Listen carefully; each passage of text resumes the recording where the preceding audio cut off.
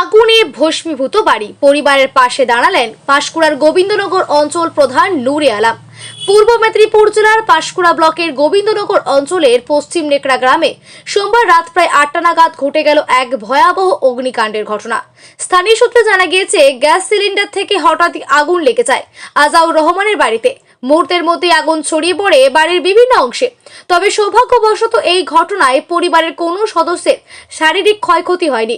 খবর পেয়ে দ্রুত ঘটনাস্থলে পৌঁছায় পাঁশকুড়া থানার পুলিশ এবং দমকল বিভাগের একটি ইঞ্জিন।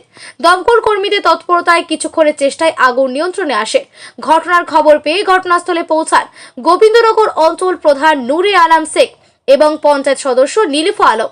পাশাপাশি উপস্থিত ছিলেন এলাকার বহু স্থানীয় বাসিন্দাও। মঙ্গলবার সকালে ক্ষয়ক্ষতি পরিবারের পাশে দাঁড়ায় গোবিন্দনগর অঞ্চল প্রশাসন। এদিন প্রধান ও পঞ্চায়েত সদস্যের উদ্যোগে পরিবারের হাতে তুলে দেওয়া হয় ত্রিপল, খাদ্য সামগ্রী ও প্রয়োজনীয় পোশাক।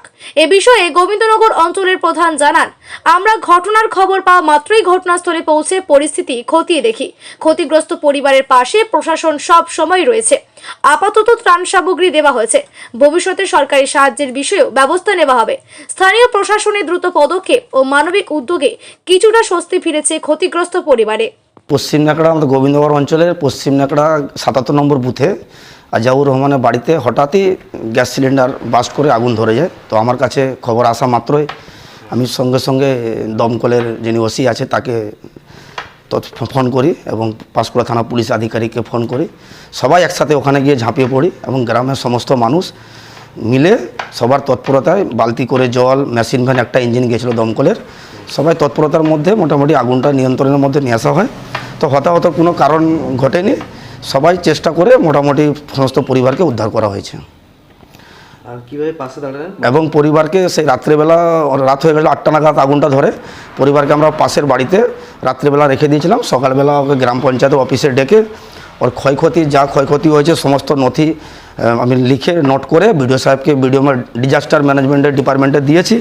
তিনি অবশ্যই ক্ষয়ক্ষতির পরিমাণ পাবেন এবং সাথে সাথে তার বাড়ি যাতে করা যায়, তার বাড়িটা কাঁচা বাড়ি ছিল, সেই বাড়িটা যাতে পাকা করা যায় সেই বিডিও সাহেবের সঙ্গে কথা হয়েছে। একটা অ্যাপ্লিকেশনও আজকে আমি জমা করেছি নিজের উদ্যোগে পরিবারকে সঙ্গে নিয়ে। ওটা বিডিও সাহেব দেখবে বলেছে। আর ডিজাস্টার ম্যানেজমেন্ট থেকে আগুন যেহেতু লেগেছে একটা ক্ষয়ক্ষতি পরিমাণ একটা টাকা উনি পাবেন। আর আজকে আমি গ্রাম পঞ্চায়েত অফিসে ওকে 1 বস্তা চাল এবং বস্ত্র বিতরণ এবং ত্রিপল, কম্বল, ব্ল্যাঙ্কেট যা যা আমার সামর্থ্য ছিল আমি দিয়েছি।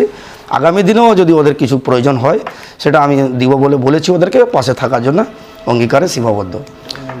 আমার নাম শেখ নূরে আলম, প্রধান গোবিন্দনগর গ্রাম পঞ্চায়েত। আর আমরা পশ্চিমবঙ্গ সরকারের মানবিক মুখ্যমন্ত্রী মমতা বন্দ্যোপাধ্যায়ের নীতি আদর্শ নিয়ে রাজনীতি করি। মানুষের বিপদ হলেই আমরা ওখানে ঝাঁপিয়ে পড়বো, এটাই আমাদের কাজ। মানুষের জনগণের দ্বারা আমরা চেয়ারে বসেছি, কে কোন দল করলো, কে কোন রাজনীতি করলো, কে কোন পার্টি করলো সেটা আমাদের দেখার কাজ নয়।